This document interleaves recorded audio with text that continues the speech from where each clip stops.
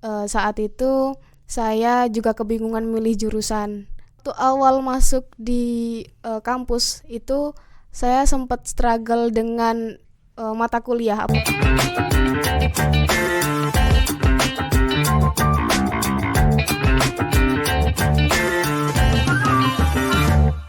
Assalamualaikum warahmatullahi wabarakatuh. Hai Sobat Akuntansi, baik lagi bersama kita di Podaksi Podcast Akuntansi Berprestasi. Tempatnya ngobrol santai tapi penuh inspirasi bareng dengan para mahasiswa kece dan berprestasi. Nah sebelumnya ada pepatah nih Kak, kalau tak kenal maka tak sayang. Iya nih Kak, yang pertama dari aku dulu. Kenalin, nama aku Leli Kurniasari Afia, bisa dipanggil Leli. Dan aku Sri Bayu Aji Trisanto, biasa dipanggil Bayu. Yes, di sini kita bakal kupas tuntas nih Kak, gimana sih perjuangan mereka dari awal dan gimana mereka bisa jadi mahasiswa yang nggak pintar di kelas aja, namun juga bisa aktif dan berprestasi. Dan pada kali ini ada tamu undangan yang sangat luar biasa nih Kak. Jadi salah satu mahasiswa jurusan akuntansi yang prestasinya udah nggak diragukan lagi nih Kak. Langsung saja nih kita sambut untuk tamu undangan kita pada kali ini, yaitu Apriliana Dwi Lestari. Halo semuanya. Hai Halo, Kak Kak April. Nah sebelum kita mulai ya Kak, boleh perkenalan dulu nih dari kakaknya nih. Dari kayak namanya siapa, terus asalnya dari mana, kakaknya dari prodi apa, dan tentunya sekarang itu udah semester berapa. Kenalin, nama aku Apriliana Dwi Lestari, biasa dipanggil April. Sekarang aku di semester 5 prodi D3 Akuntansi. Dan asal aku jauh dari pelosok sebenarnya, dari Desa Mapuya Utara, Kabupaten Bulaang Mongondo, Provinsi Sulawesi Utara. Wah jauh juga ya Kak buat asal daerahnya. Nah sebelum kita lanjut ke pembahasan lebih lanjut, bisa diceritain nih dari dulu nih kakaknya itu bagaimana ya bisa memilih jurusan akuntansi di Politeknik Negeri Malang sendiri. Nah itu sebenarnya cerita panjang sih. Sebelum saya masuk di jurusan akuntansi Politeknik Negeri Malang ini, saya sempat gap year selama 1 tahun. Dan saat itu saya juga kebingungan milih jurusan. Kemudian saya memantapkan diri untuk memilih prodi D3 akuntansi dengan statistika. Namun yang diterima itu di prodi D3 akuntansi di Politeknik Negeri Malang ini. Dan kebetulan waktu itu sebenarnya saya linjur dari jurusan IPA. Jadi agak struggle juga untuk beradaptasi di jurusan akuntansi ini. Nah kakak kan linjur nih ya, kira-kira gimana sih Kak menghadapi tantangan di jurusan akuntansi ini? Misalnya dari segi mata kuliahnya kan pasti beda dari pas SMA dulu. Nah itu pembahasan menarik sih. Waktu awal masuk di kampus itu saya sempat struggle dengan mata kuliah, apalagi dengan pengantar akuntansi, kemudian ekonomi, yang dimana saat di SMA saya IPA itu tidak mendapatkan mata kuliah seperti itu kan. Kemudian yang saya lakukan berarti saya harus beradaptasi dari awal. Jadi setiap malam saat semester 1 itu saya selalu buka YouTube untuk belajar materi akuntansi. Jadi materi SMA saya pelajari lagi untuk mengejar ketertinggalan saya dengan teman-teman yang udah biasa, apalagi ada yang dari SMK akuntansi kan, mereka udah di passionnya itu. Jadi saya harus mengejar ketertinggalan itu dengan mempelajari materi-materi dasar lagi itu yang ada di SMA. Kemudian setelah saya pelajari, kemudian saya bisa beradaptasi dengan baik, alhamdulillah. Kemudian untuk materi-materi seperti ekonomi yang hanya mengingat itu biasanya saya sering mendengarkan lewat YouTube. Kemudian saya pakai headset kemana-mana gitu mendengarkan agar lebih mudah diingat gitu materi-materi gitu. Kalau dari kakaknya sendiri, selain kesibukan untuk kuliahnya sendiri itu apa ya Kak selain di luar itu? Untuk kesibukan selain kuliah, saya juga ikut organisasi. Saat ini saya ikut Rispol dan PLFM. Kemudian saya juga ikut berbagai lomba, di antaranya juga ada Business Simulation Competition tahun 2023, kemudian Business 2024 Business Simulasi Competition Treasure yang tahun 2025 ini. Kemudian ada lomba orasi sekolah legislatif, ada lomba MTQ Politeknik Nasional, kemudian ada lomba kultum dan lain sebagainya, sempat saya ikuti juga. Oh, dari yang aku lihat-lihat tadi kan lombanya yang kakak ikuti itu banyak banget ya. Itu apa aja sih Kak prestasi yang pernah kakak raih selama di kuliah di jurusan akuntansi Polinema ini? Yang terbaru di tahun 2025 ini ada Business Simulation Competition in the Third Treasure International Management Accounting and Business turnamen itu memenangkan 4 kategori dan kebetulan itu diraihnya secara tim ya. Waktu itu ketua timnya kebetulan Kating, yakni Mas Rosul dari Prodi D4 Keuangan, dan itu memenangkan 4 kategori kemenangan, diantaranya ada 3 kategori kemenangan untuk juara 1 dan 1 kategori kemenangan untuk juara 2.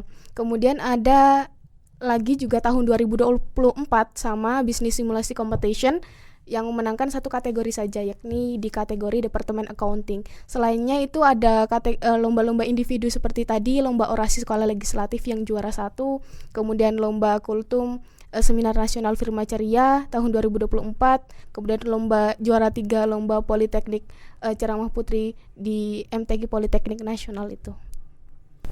Nah, dari kejuaraan-kejuaraan yang sudah kakak pernah ikuti, terus itu kan tadi kan ada beberapa prestasi. Nah, untuk bisa ceritain nggak kak soal yang prestasi pada yang perlombaan di Department of Business Simulation Competition in the Third Treasure International Management Accounting. Nah, itu kakak kan dapat 4 kategori, yaitu salah satunya ada Procurement, Sales, Production, and Human Capital. Nah, itu bagaimana ya kakak itu bisa menggapai langsung 4 kategori tersebut dan bagaimana tahapannya juga prosesnya? Nah, karena itu lomba Business Simulasi Competition, jadi itu lebih ke strategi ya. Jadi kita punya ketua tim, ya waktu itu timnya ada 5 orang dengan berbagai prodi dan tingkatan gitu. Kemudian yang membuat kita dari 5 orang itu dibagi untuk tugasnya, ada yang megang accounting, ada yang megang HR, kemudian ada yang procurement gitu kan. Kemudian dari ketua tim sendiri itu yang paling penentu kemenangan kita, yang dimana dia harus menentukan strateginya. Jadi ketika untuk meraih salah satu departemen itu kita harus melakukan sesuatu apa, misal dari pembelian kita harus mencari bahan yang paling murah, kemudian dari HR berarti kita harus memilih dari manajer untuk penjualannya. Kemudian untuk persiapannya sendiri itu kita butuh waktu kira-kira hampir 2 bulan untuk menentukan strategi berapa kira-kira yang akan kita jual sehingga kita bakalan mendapatkan keuntungan gitu. Kalau menurut kakak sendiri, tantangan yang paling kerasa selama kuliah di akuntansi sambil aktif ikut-ikut lomba itu apa aja sih kak? Terus biasanya kakak mengatasinya gimana? Tentu aja capek sih kalau kita terlalu aktif ya. Kadang kita terlalu pressure diri kita, ikut ini, ikut itu, kemudian nggak lupa gitu dengan kesehatan kita gitu kan.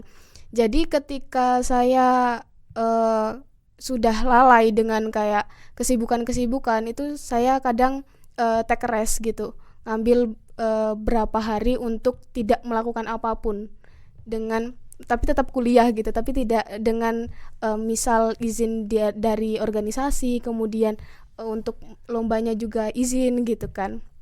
Itu saya kayak mengambil istirahat, misal tidur, kemudian makan enak untuk self reward gitu kan, udah meraih apapun. Apalagi kalau kita mengalami kegagalan, itu yang paling gak enak, karena ketika mengalami kegagalan itu pasti titik terendah kita ya. Jadi kita kadang ketika mengikuti lomba kemudian kita mengalami kegagalan tersebut, pasti kita kayak aduh kayaknya gak mau ikut lagi deh, kayak ada trauma tersendiri. Walaupun kita udah berkali-kali ngikutin lomba, tapi ketika kalah kita ngerasa kayak down gitu kan.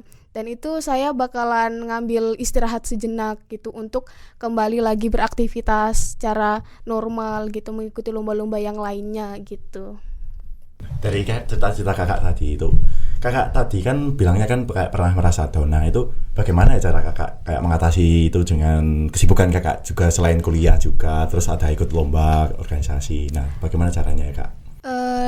Yaitu dengan istirahat tadi, kemudian mungkin lebih ke refreshing ya, kita jalan-jalan, pasti kita perlu healing ya. Atau enggak, kalau saya paling, karena saya introvert, jadi saya lebih suka nonton biasanya gitu. Biasanya saya sering menghabiskan waktu dengan menonton series, kemudian nyemil makanan yang enak gitu. Apa enggak baca novel, itu paling enak banget untuk istirahatin otak gitu. Sama ini lagi kak, kan tadi kan kakaknya kan cerita kalau kakaknya kan lintas jurusan kan dari IPA, nah ke akuntansi. Nah itu buat persiapan kalau semisal pas waktu ada UAS di jurusan akuntansi itu bagaimana ya kak persiapan dari awal sampai akhirnya gitu? Kalau aku tuh punya strategi dari awal semester itu harus udah take action banyak gitu. Jadi dari awal kan biasanya kalau awal-awal semester itu kan masih perkenalan dan lain-lain. Tapi itu biasanya saya udah ngambil start. Misal kayak udah baca-baca duluan. Jadi ketika untuk menghadapi UAS itu kayak udah tinggal hamin UAS itu kayak udah santai-santai karena udah belajar dari awal gitu kan. Kemudian untuk yang penting itu menurut aku start di awal. Kemudian kan kita mengetahui nilai UTS kita. Dan insya Allah itu pasti karena kita start di awal dan kita menaruh action lebih di awal itu pasti UTS kita itu bakalan aman gitu loh, insya Allah ya.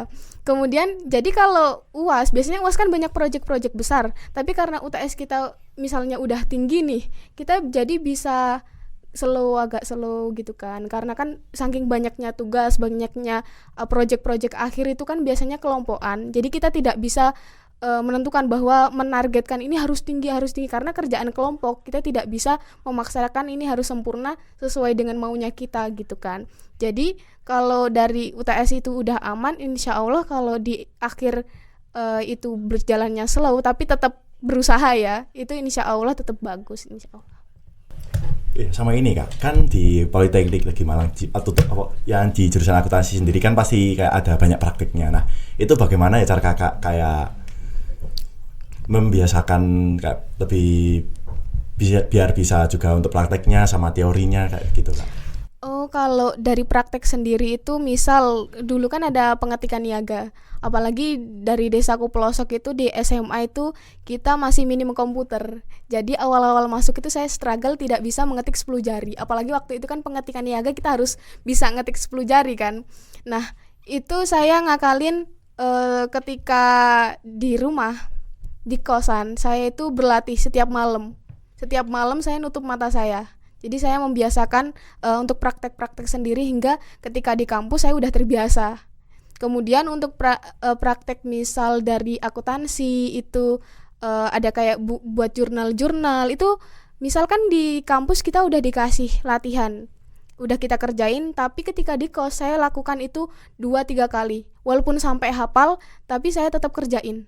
Karena itu bisa melatih tangan kita, jadi kayak kita tahu penempatan, oh berarti piutang usaha di mana, oh berarti kredit itu untuk apa gitu. Jadi kita bakalan terbiasa gitu. Dan untuk mata kuliah yang teori, saya itu biasanya pakai teknik untuk mendengarkan.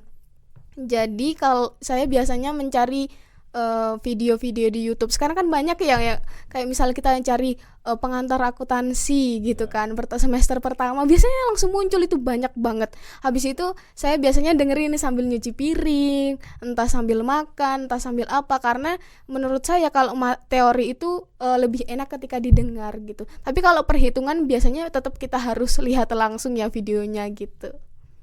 Kalau dari kakaknya sendiri nih, kayak selama kuliah di jurusan akuntansi sendiri itu ada mata kuliah yang kakak sukai gitu apa gimana? Terus ada yang enggak juga gitu, sama alasannya itu apa aja ya kak?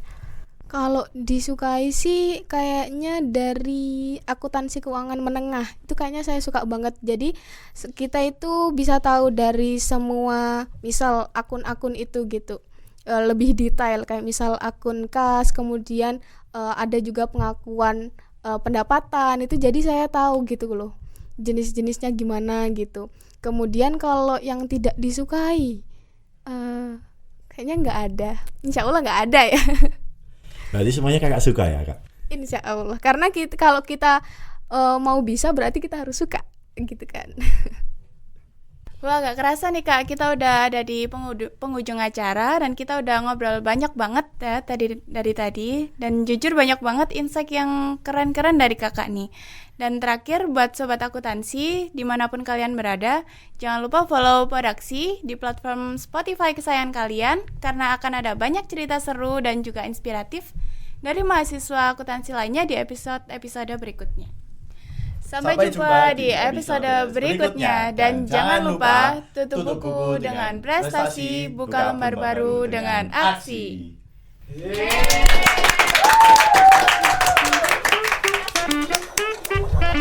kasih.